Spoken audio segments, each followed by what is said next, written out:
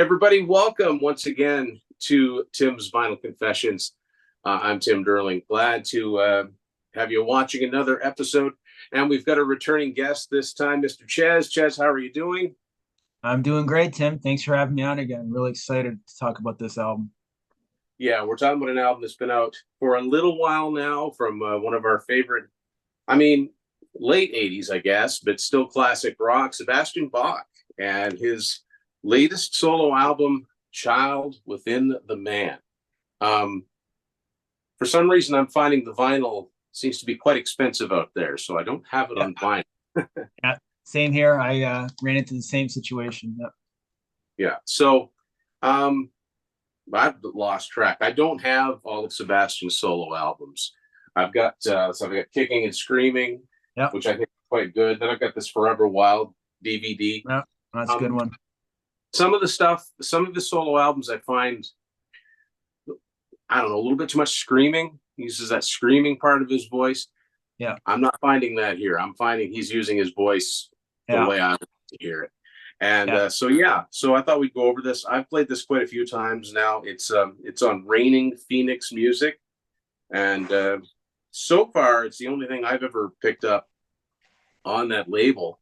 We'll talk a little bit about the artwork before we get into the tracks, because it is quite something. There's quite a lot of pictures of Sebastian as a young kid, and I think every single one of them he's got a Canadian flag shirt on. I think people Yeah. forget he grew up in Peterborough, Ontario. Yeah. He represents. I love that. Yeah, and that would be his father, David Burke or Beer. I'm not sure how to pronounce his name. And here's wow, there's some shots from all over the place. He's got some heavily glammed up, teased hair here, and then Yeah. I love childhood that shots. middle chart. Yeah.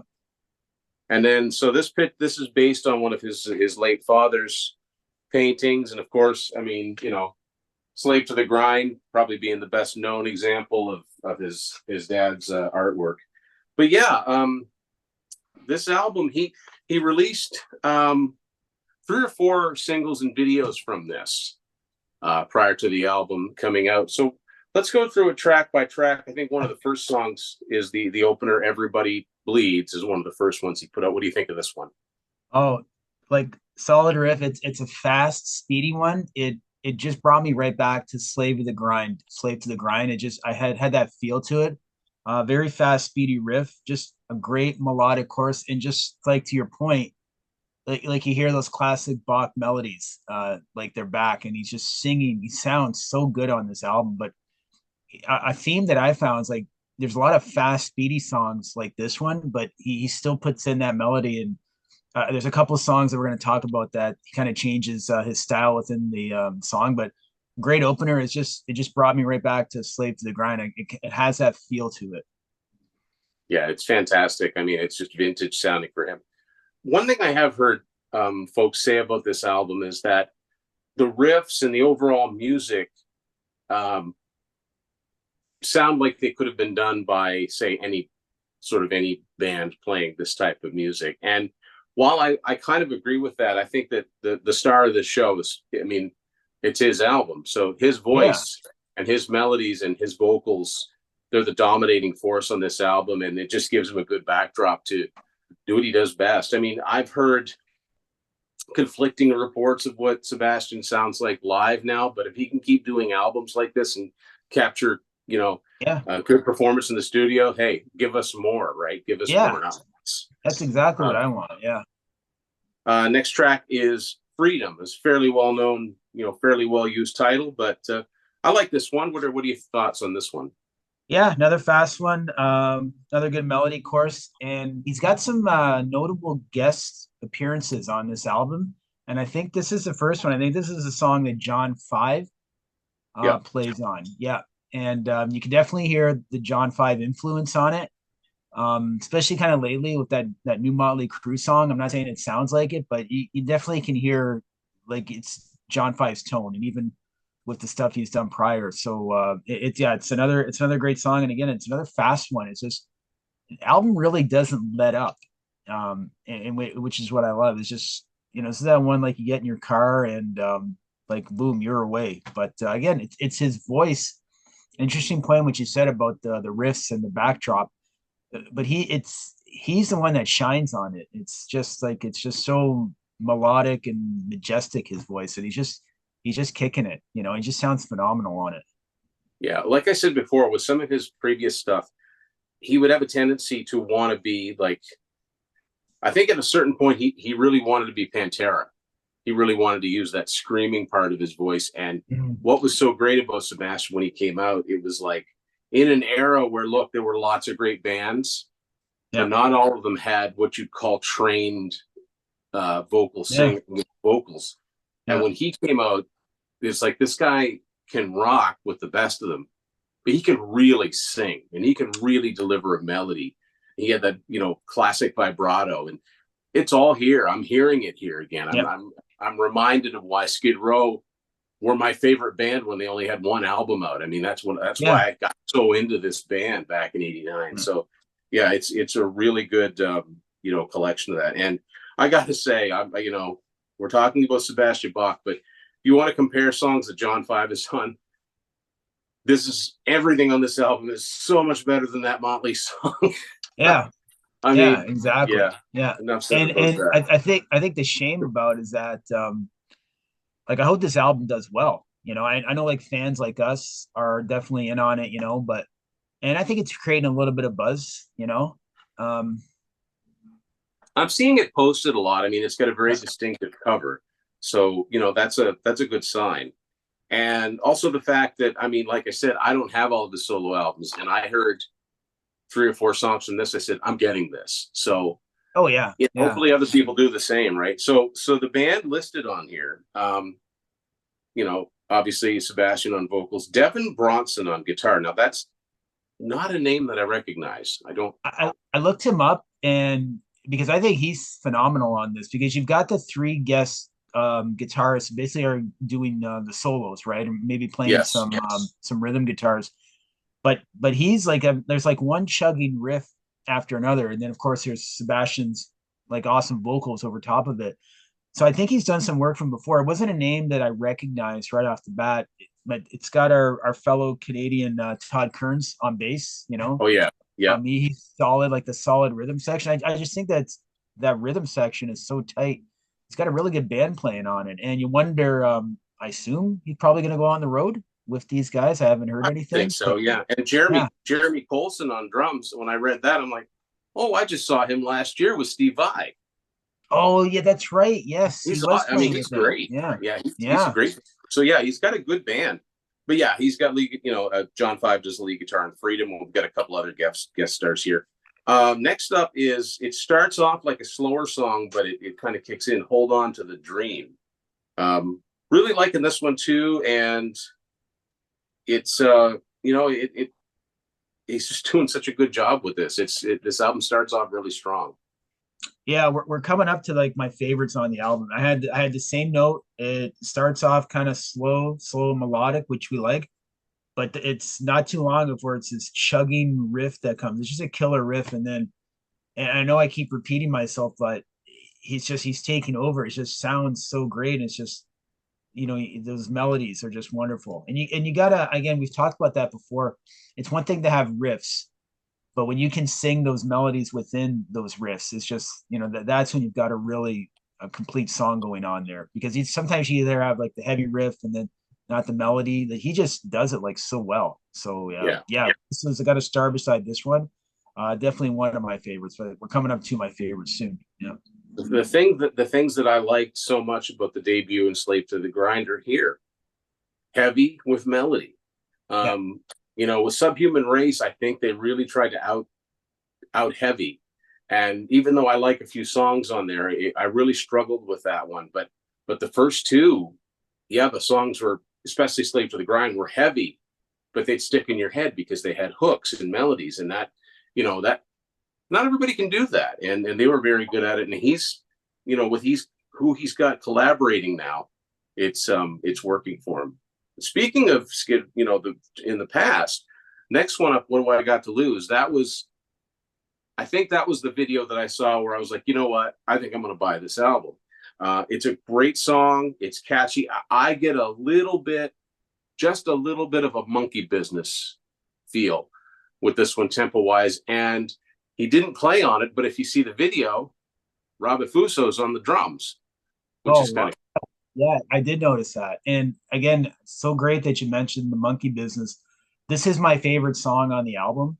And like the note I've got down here. So going back to his vocal, like it's a great chorus, but just like in monkey business, like he's got, I'm not calling him harsh vocals. He's got like the verse, it's more like those metal vocals, but they're still melodic. And then when he gets to the chorus, it's like he switches over to this melodic, so he goes and he does that quite a bit, and he does that on Slave to the Grind a lot, especially Monkey Business, like in the verse, and then he gets to the chorus, it gets more melodic, and again, it just kind of harkens back, and you can't help but not get that slave. I know we keep saying Slave to the Grind, but that's the vibe that we yeah. get. Like that, I must have played that album and still do play it so regularly.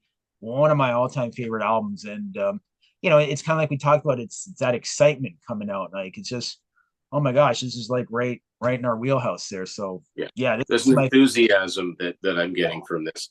I also want to say the album sounds good. It's produced by a guy named Michael Elvis Basquette, and it was recorded Studio Barbosa in Orlando, Florida. And also, What Do I Got to Lose? The music was co-written by Miles Kennedy from Alter Bridge yeah.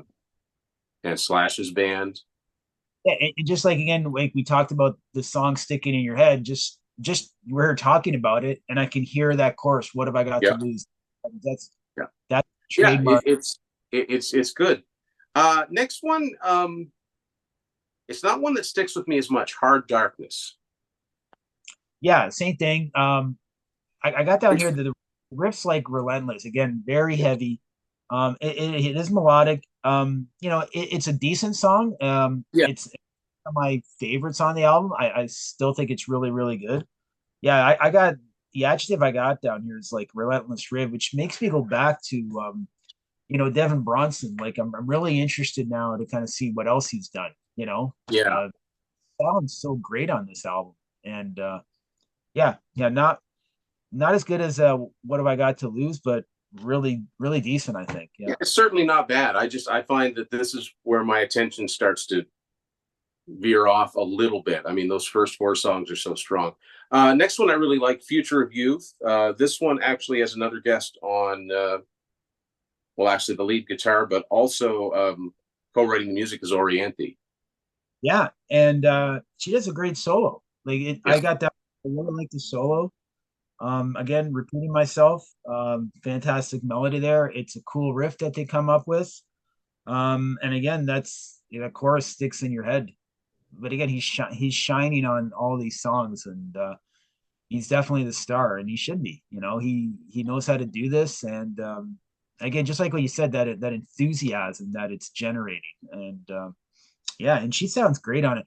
I've seen a few things of her. She was in Alice's band, right? yeah, I believe the one time I saw Alice Cooper when on the Motley Crue farewell tour, Alice was the opener. She was the guitar player. It wasn't Nina, because Nina was before, and then Nina came back with Stephanie yeah, Orient, and she was great. And that was a great show. You just Alice, yeah. they like he was the opening, but it was gave him like a headlining slot. And so I don't know. I know she has solo albums, but outside of like what she did with Alice, I haven't really explored like any kind of her solo stuff. But this makes me Yeah, I mean, I've heard her song "According to You." That one got some radio playback in the late, like in 2009, 2010, and I know she did that album with Richie Sambora, but I never heard anything from it. Next song, I really like. I liked the song. Then he does something at the end that made me love the song because of a reference he makes, and that is Vendetta. yeah. This one took me a couple of tries to kind of get into. Yeah, I've been playing this album so much, and it just clicked a couple of days ago. And another great vocal again with the riff, and yeah, it's just great. It's not letting up, and I'm really enjoying it. Another cool song. I think it's a great one. But when he gets to the end and he starts to go killer, stone cold killer, referencing, my favorite Kiss album, Creatures of the Night, I'm like, okay, yeah, I'm And in. knowing him, and what I love about him is that he is a fan. He's a fan like us, Yes. Uh, I saw the MTV Cribs, the original one with his house in New Jersey. And I think that was the one when they had like the tornadoes that actually it got destroyed, that house. But Yeah. all his memorabilia and his albums and everything he had, and he's a Kiss fan, and that was direct, and that is just like so cool, just like a nod to his heroes, and it's just icing on the cake for us because I love that Creatures album too. So yeah, very cool. He's a huge Kiss fan and he's collected so much stuff. But yeah, you could sit and talk with him about a million bands and never once mention his own career. He's just Yeah, somebody you can talk music with. like he's You in the see him in the Rush documentary. I mean, he can talk passionately about all these different bands. Triumph documentary. He's in there, and Yes. they Yeah. show him in his music room, and he puts on the vinyl of the first album there. And He I thought, starts singing 24 hours a day. And yeah, yeah, it's it's awesome. just it's a fan, and yeah, that was a direct reference to the Creatures, and so cool. Yeah. Yeah. Yeah. Next one, FU. I mean, that's, kind of speaks for itself. It's pretty aggressive, but it's good. Like it's really good. And this one has like the music was written and the solos from Steve Stevens from Billy Idol's band. It's good. Yeah, and he sounds good. And I'm a Billy Idol fan, but I think for Steve Stevens, when he gets to collaborate with other artists like this, he kind of shows that other, that heavier edge that he has. He's great with Billy Idol, and I'm a fan, but it's really cool to kind of hear him, with these other artists right there, and it blends well. Like he's got a really cool soul in that, and again, like here we go, it's melody. That's what we like, that melodic hard rock, and he's certainly delivering it. And another cool one. Yeah.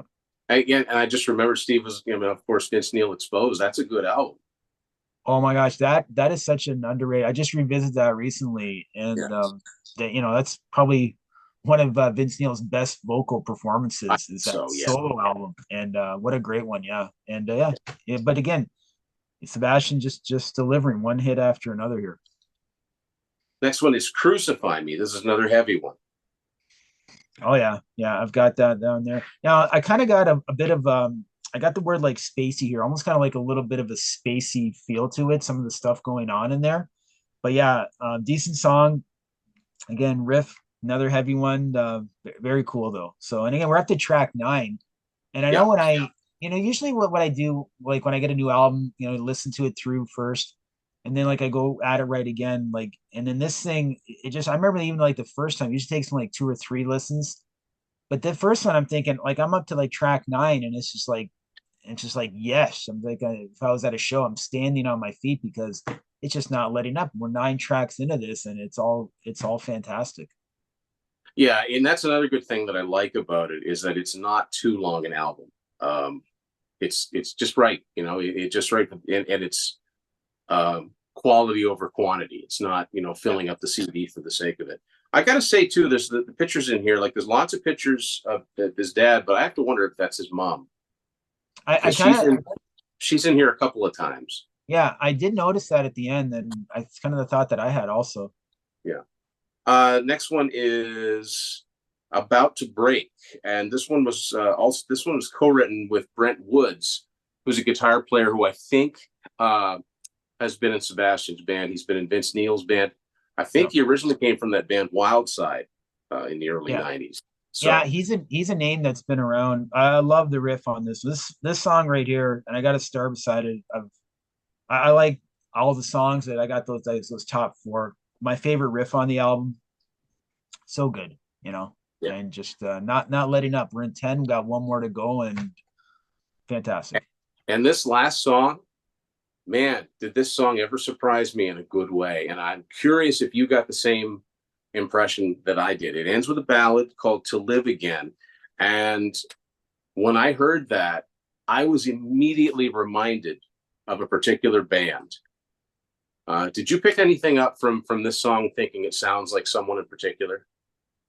Uh, it reminded me of something. I can't put point on a band. Like the note that I had, again, it is like the first ballad, but not like a full-on ballad. It's if you think back to those ballads on Slave for the Grind, it's kind of like those, but it's just a great way to finish it. it did remind me of something. Not a particular band was coming. I'm very curious to hear who it reminded you of, though. When I heard this and I listened to the whole CD. I was driving, and then that song, I could not believe what I was hearing. I said, I want to make sure I'm catching this right. So I started the song again, and I'm listening to the song, and like we said before, knowing what a big music fan, there's those videos where he sings along with songs. He sang along with O'Sherry, and he Yeah. sang along with Sweet Cheater by Rat, which is awesome because that's such a Oh, great song.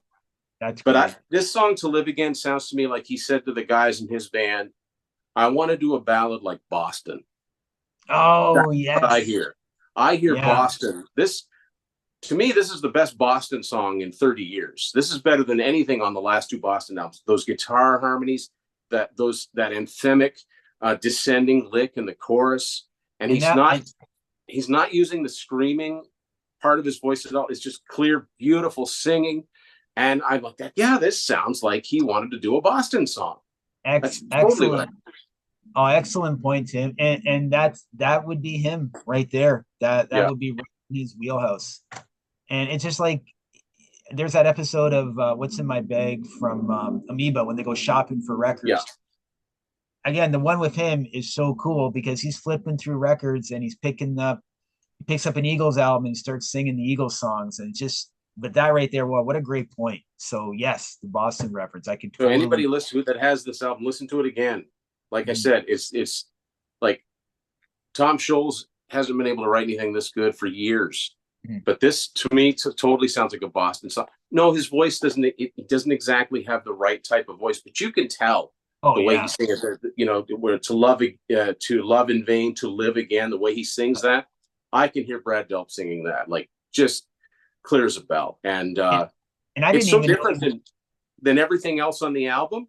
And I'm like, in a lot of these new albums that come out, they're good, but you don't hear anything on it that would be like, well, that sounds like a hit. That sounds like it could have been a hit years Yeah. ago. That sounds like it could have been a huge power ballad. So what a Oh, great way to yeah. end the album. I was not expecting that. I was expecting him to end with like a fast, heavy one, but no, he throws this And great ballad at us. I didn't even know we were going to get a ballad because Slaves to the Grind, there was like those three ballads, right? And Yeah, then of course on the debut, we're 10 songs into this. I didn't know if we were going to get one. And then yeah, there was like the last song, and it's beautiful, and yeah, it's just like the harmony guitars, and there goes with that great point you made about the Boston reference. And it's a great way to close it. I love yeah. the length It's of it. it's a nice wind down. Yeah, I love the length. To me, like my favorite are 10 to 12 songs. That those are my favorite lengths of albums. So we got 11 on here. And it's just like 1 to 10 is like, pedal to the metal, like not letting up, but with fantastic melodic vocals. And then just like you said, just a great wind down, and it's just a classic Sebastian Bach. He Yeah, he sounds does so good on it. So such a impressed with great, how he yeah, sounds. such a great vocal performance out of this. So, guys, if you're an old school Skid Row fan, if you're like me and you haven't picked up all of Sebastian's albums, get this one, Child Yeah, Within the Man. It's really, really, really good. For all 100%. the reasons we just went over, and I'm curious if anybody out there has sprung for the vinyl because it is pricey. Yeah. And again, this is one of those albums when I didn't get the vinyl initially, but after hearing like so good, it's got to be on my wish list to track that down. So hopefully I can it'll come down a bit, but yeah, so good. Yeah. Well, just thank you for sitting in on this, and just talking about this. This to me, this was an unexpected one. This wasn't on my radar as an album to pick up, but I got to say, I haven't bought a lot of albums this year. This is the best one of 2024 so far. Yeah, So it gets fantastic. better than that. Then and I've made it this far into the episode, and I just got to say, I don't think there's ever been a better time for the Skid Row organization to bury the hatchet. And I think he wants to go back from Your what I've boy's read. ready to go. Yeah. Do what Yeah. Metallica did. You don't have to film it. Get a therapist, get in a room, and hash it out. Because Yeah.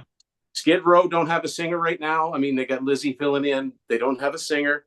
They put out a Nope. great album with Eric Gronwall. Sebastian's just put out a great album. I think it's time. I was on board with the guys. I liked Thick Skin with Johnny. Yeah.